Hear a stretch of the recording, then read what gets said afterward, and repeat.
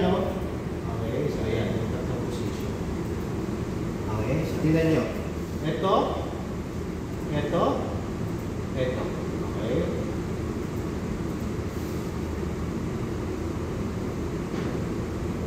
Pagsabit na. So yan yung gitna. Anong ibig sabihin niya yung gitna? Ito yung sabi mo sir na sump.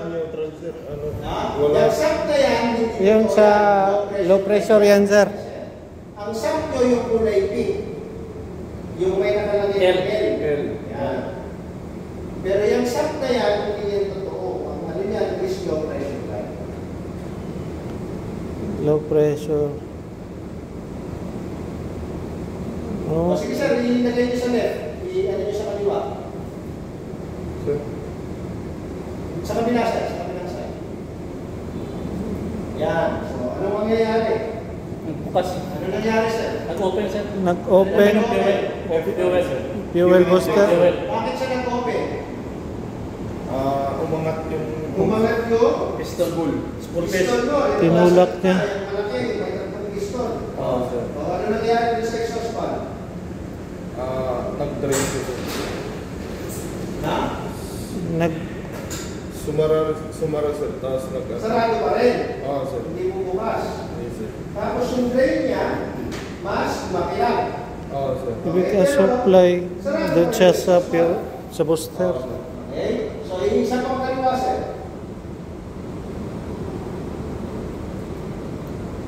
Ngayon, So, ano naman nangyari dyan sa kabila? Bukas Bumaba yung yung spool sir. bumaba yung spool case. Sumara yung fuel. doon na naman. Nag-return na. Dito na naman siya sa Nag-return exhaust yung fuel, actuator. yung supply pumunta sa actuator ng Actuator. exhaust valve sir.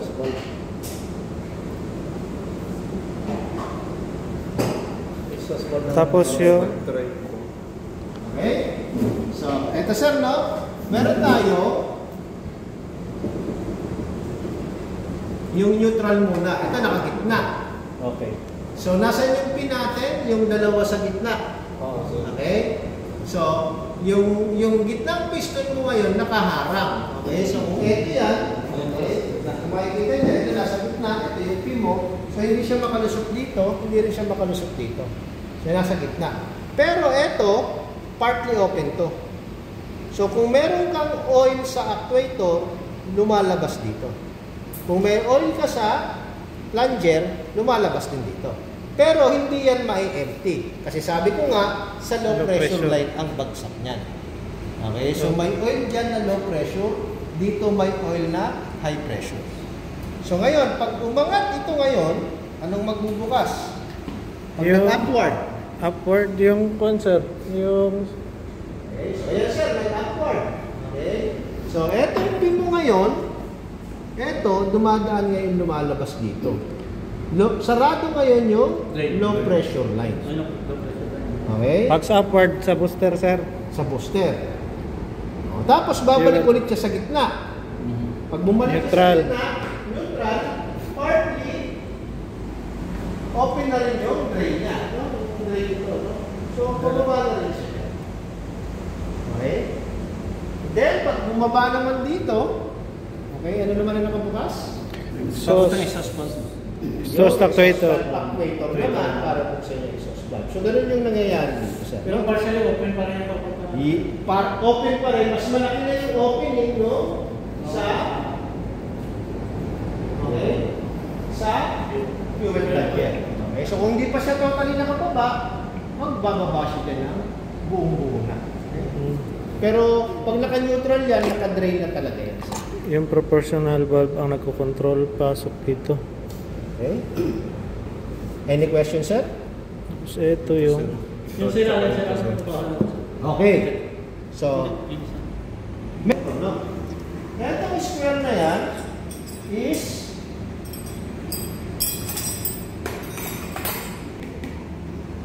yan, yung buo na yan, yung green na yan, sir, no? Na nakapasok, ito.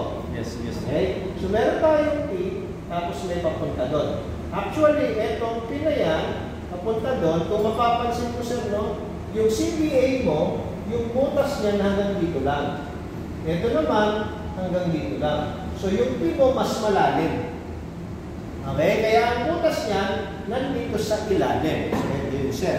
So, ito, pag pinasok ko dito, hindi yan dadaan dito sa dalawa. Kasi magkaiba sila ng lalim. Ngayon, ito, ganun din. So, galing yan dito sa letter P natin. So, meron tayong hydraulic pressure dito, irregardless sa movement nito, may oil dito na lumalabas. Okay, so saan papunta yung langis na yan? Papunta dito sa square sa taas. Okay, so itong square sa taas, mayroong dalawang nakatapat doon. Okay, so ito, dalawa talaga to, no? Dalawa yan. Okay? So yung isang side, papunta rito, tapos yung isang side, doon naman sa kabila. So, ito ngayon, meron tayong dalawang piston dito, no? Okay, ito. Ayan. So, ibig sabihin, yung oil na papasok dito, pupunta ngayon dyan. So, ito yung force natin downward. Kasi yung pressure mo dyan, itutulak itong pababa. Okay? So, Ibig sabihin, hindi yung guide. iyan yung pinakang spring ni Piba. Yes, sir. Nagatulak pababa. Hindi magbabago yung strength niya kasi yung pressure hindi nagbabago. Either madagdagan lang or mabawasan. Okay? So, continuous, no? So, ito para dito sa dalawa, ito para dito sa dalawa. Okay? So, ngayon, meron din tayo papunta dito sa baba. Okay? Sa baba nitong grip, meron din dalawang butas. Okay? Yung isang butas natin is ito. Galing din dito sa T. Okay? Opo. Pero, etong isa sir is eto lang. Which is magiging drain. So, etong dalawa na to, ito yung L ninyo. Okay? L and L. Okay? So, yan yung papunta ng sump. So, ito yung L at ito yung L. Okay? Ang trabaho niya para sa spool drain. Okay? Spool drain. Okay? Magkadugtong na ito, sir. Tapos ito drain niya. Ha? Magkadugtong na ito. Hindi siya. Magkaiba. So, yung leak natin dito sa dyan na pupunta. Kasi may clearance to. Lubrication lang siya. Okay, hindi pwedeng 0-0.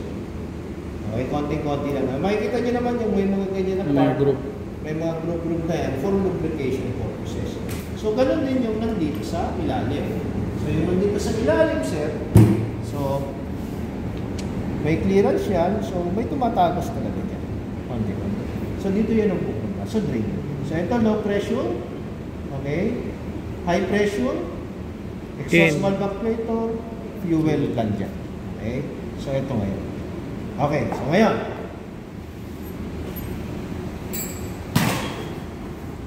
Saan nakatapat? Ito yung P. Okay? Ito naman yung T, which is yung drain na. So, ito ngayon yung P. Ito ngayon yung T. Okay?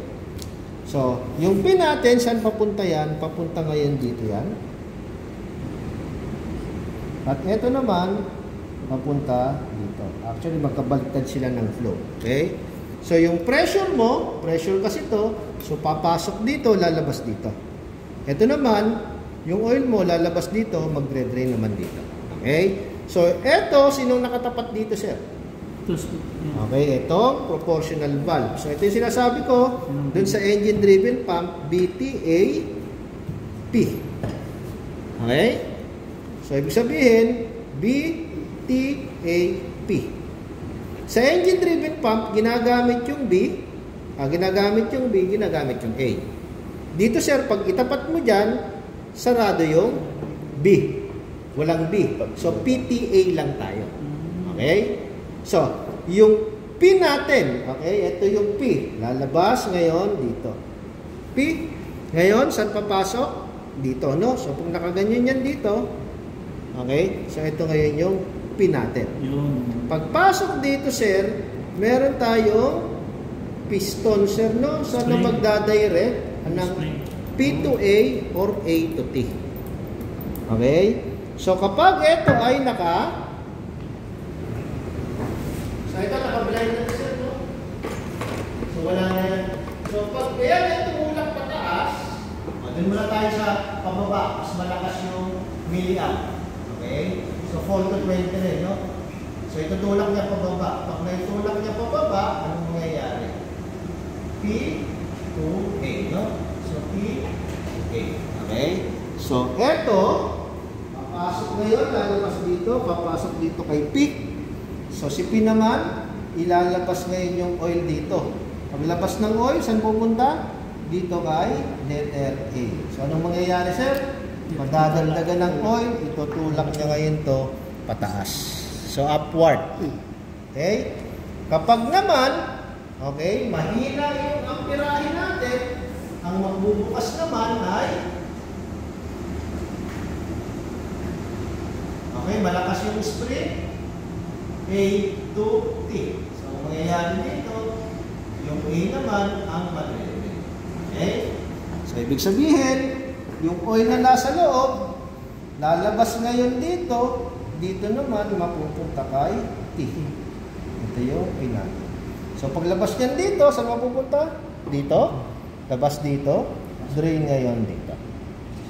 Okay? Kapag naman equal ang spring, okay, at yung ating milliampere actuator. So ibig sabihin, sarado parehas. So kung sarado parehas yan, walang movement yung spool. Okay? Any question? Ano? Tapos balik sa gitna. Tapos open exhaust valve, steady, gitna. Up. Okay? So ganito yung mangyayari, sir, no? Sa side injection natin. Okay? So mabilis lang yun, no? Pag gumalaw yung pataas, bukas sa CFI, then balik agad sa neutral. Mabilis na mabilis. Kasi isang, ano lang naman yan eh. Isang ganun lang naman yan, sir eh. So pag angat ng plunger nyo, baba ka agad. Okay? Kasi pagka-angat nito, CFI, then balik agad ng neutral. Okay? So babalik agad yan na. Thank you, guys. So babalik agad na sir ng neutral. Okay? So ibig sabihin, from this point, nagkaroon tayo ng upward movement ni FIBA. Then, pagbalik dito, neutral na ulit. Okay? So ito yung neutral, nasa gitna. So, naka-steady neutral siya. Okay? Hanggang kailangan niya magbukas ng exhaust valve. Kaya yung position ng ano natin, nung actuator natin, sarado yung tatlo. PTA close. So, PTA close to. So, pag nag-open yan, kailangan nito, sir, bumaba. Okay? So, ayan. Bumaba siya, sir, para mag-open yung exhaust valve. So, nag-downward yung FIBA spool natin. Ngayon, dito, anong position niya? Simula mag-open.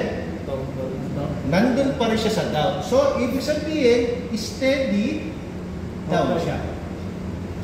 Kaya, sarado na naman yung PTA niyo. Okay? Kasi kung ano na yung nag-drain niya na oil doon, yun na yun. Tapos, hahayaan niya na yun hanggang kailangan bumalik ulit ito sa neutral. Dito, mag-neutral ulit yan. So, ngayon, dito, magkakaroon na naman ng upward si FIBA, pabalik na neutral position.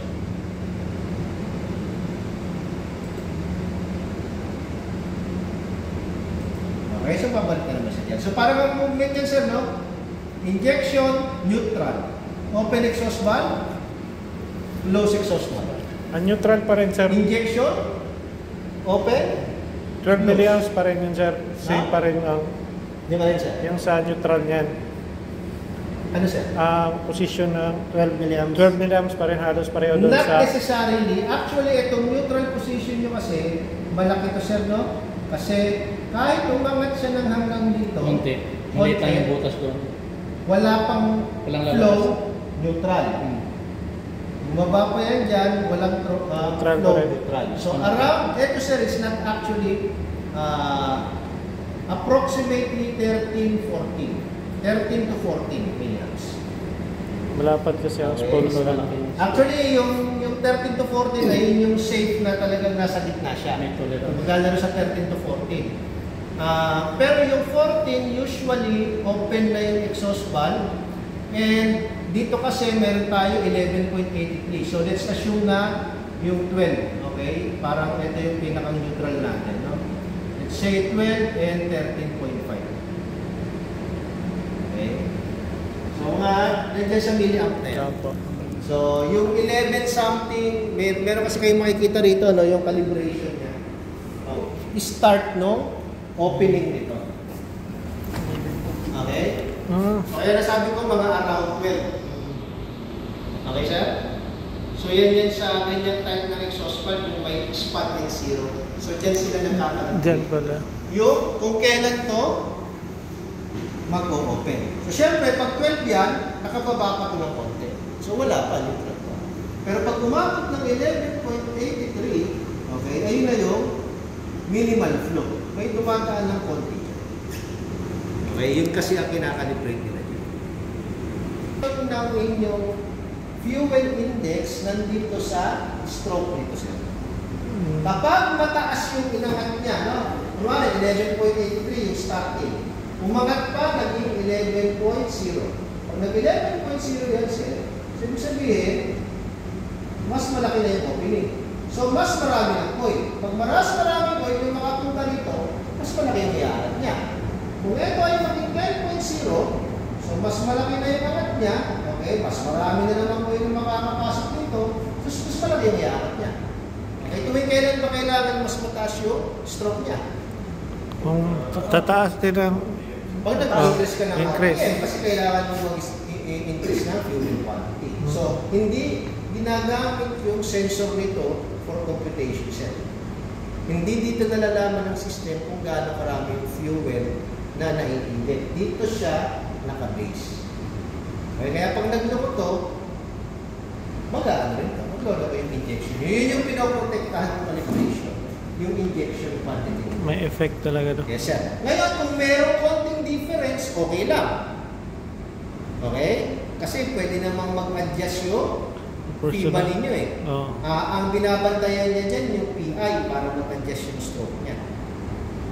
Ang iniiwasan natin na mali, yung halimbawa sir, no? Ang calibration nito, 11.83, may opening na. Okay? Kaya lang, yung sensor mo, let's say, no, na andito na, okay, eto na, no? Anong mangyayari kung ang lalabas dito, ibig na 11.83, eh, 12.1 milliamp. Nandun ka na sa edge, ito na yun, meron lang labas. Sirado. Pero dito, 12.1. So, ibig sabihin, Bukas konti sana. bukas konti sana, Oo. okay? Kaya lang, iangat pa niya yan para sabihin niya, bukas konti, pero malaki na pala yung bukas. Okay? So yun yung magiging problem. Okay lang na, mas mataas.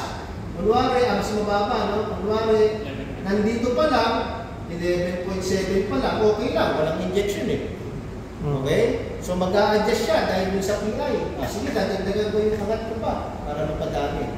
Ang problema yun, hindi pa dapat bukas, pero may flow na ng fuel. So yun yung iniiwasan dyan sa calibration. Okay? Kaya swerte yung iba na, hindi ganun yung nangyayari. Okay? Kasi usually naman, yung FIBA natin sa yung calibration point niya, almost pare-parehas. Bakit? Lahat naman ng size ng FIBA niyo, pare-parehas. Okay, dun lang magkakatala dun sa sensor kung ilan yung pihit. Sir, may